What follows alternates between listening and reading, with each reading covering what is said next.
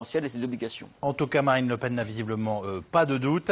Elle dénonce le quinquennat crépusculaire de François Hollande et réclame une dissolution de l'Assemblée nationale. À l'université d'été, les jeunes du parti à Fréjus, elle affirme être prête à gouverner. Un nouveau slogan, la France tranquille. La présidente du FN explique être à la tête d'un parti de gouvernement et d'une formation républicaine. Sur place, Lise Barcellini et Pierre-Jean Perrin.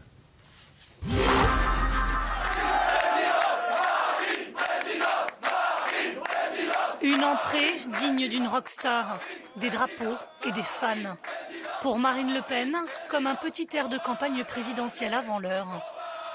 2017 est son rêve de conquérir l'Élysée.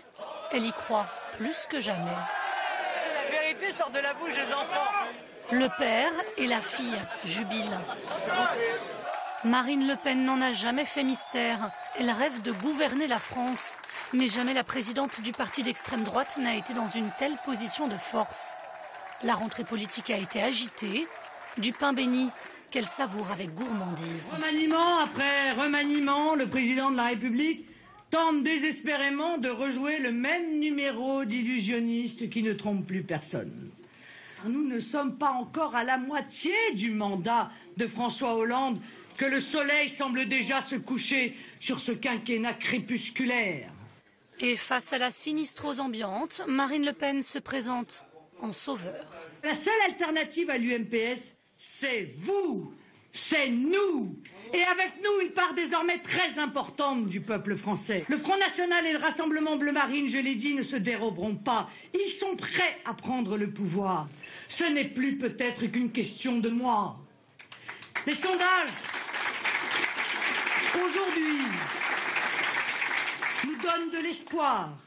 Ils nous montrent qu'il n'y a plus de plafond de verre qui empêcherait notre victoire électorale. Alors oui, dissoudre l'Assemblée nationale serait la première décision responsable de François Hollande depuis le 6 mai 2012. Pour assister à cette université d'été, les jeunes frontistes ont été triés sur le volet. 250 sur 30 000 adhérents. Leur visage est rassurant, leurs paroles courtoises et polissées.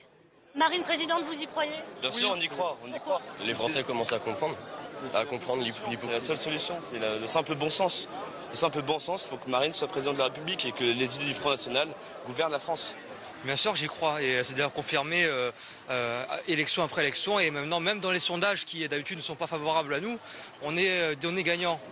Les jeunes visages du front n'en oublient pas pour autant le patriarche Jean-Marie Le Pen, très en forme ce week-end. Je trouve que c'est très mal comme assistance, hein, ça manque un peu aux femmes. Oui, c'est vrai. Vous y croyez vraiment à l'accession au pouvoir de votre fille? Bien sûr, mais bon, enfin voyons, c'est la finalité de toute action politique, c'est d'exercer au pouvoir les idées pour lesquelles on se bat. C'est possible? C'est pas improbable? Écoutez, en 1956, le général de Gaulle pesait 3% des voix. Il a quand même été président de la République. De Gaulle serait donc devenu un modèle. L'accession au pouvoir leur semble désormais à portée de main.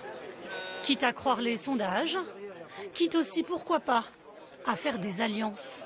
Le Front National peut être majoritaire ou constituer une majorité avec des alliés. Vous êtes prêt à faire des alliances? Mais oui, des personnalités, pas des partis, mais des personnalités qui viennent de partout, de droite, de gauche, qui sont patriotes, qui sont sincères et qui, pour l'instant, sont peut-être encore dans le petit jeu politicien ou n'ont pas encore franchi le Rubicon parce qu'ils attendent de voir. Mais au fur et à mesure que l'éventualité de notre arrivée au pouvoir devient crédible et possible, au fur et à mesure, ces gens-là vont se dévoiler. Et ça se produit déjà. Et donc, ça rendra possible, si on en a besoin, cette alliance. Par exemple, qui serait prêt à faire une alliance avec vous? Je sais pas. Il y a beaucoup de gens, je pense, qui, en réalité, dans le fond de leur cœur et de leurs convictions, ont déjà décroché du PS ou de l'UMP ou des partis satellites et sont déjà sur notre ligne. Voilà, je ne vais pas donner des noms, mais il suffit de discuter avec eux pour le savoir. Bluff ou réalité? Une certitude, Marine Le Pen sera l'unique candidate au prochain congrès du FN en novembre. L'icône de l'extrême droite n'en a pas fini de croire en son destin. On a plein de choses à dire, évidemment. Juste une petite remarque, parce que ça m'a frappé à Nice tout à l'heure, et là, ça me frappe à Fréjus. Dans ces réunions de militants, on a quand même l'impression qu'il n'y a pas grand monde. 30, 50, 100 personnes, enfin voilà. Il y a deux explications possibles. D'abord, le tri, ce qui visiblement a été fait au FN, c'est-à-dire faire attention à ce qu'il n'y ait pas trop de débordements. Moins on est de fous, moins il y a de débordements. Et puis, une certaine désespérance aussi, peut-être. Vous pensez qu'il y a moins de militants, moins de militantisme? Moins de militants prêts à sacrifier un week-end pour traverser la France et venir dans une réunion un peu fantomatique, puisqu'on n'est pas dans une campagne, il n'y a pas d'objectif, faire la claque. C'est des particulièrement vrai. Moi, je veux bien descendre le week-end. Hein, oui, mais peut-être pas pour pour le coup, il y a des raisons financières, puisque c'est vrai que l'UMP et le RPR avant organisaient de grandes rentrées d'université d'été où il y avait énormément de monde, avec des images très télévisuelles, et que là, ils ont tout simplement plus un rond pour organiser quoi que ce soit. Hein.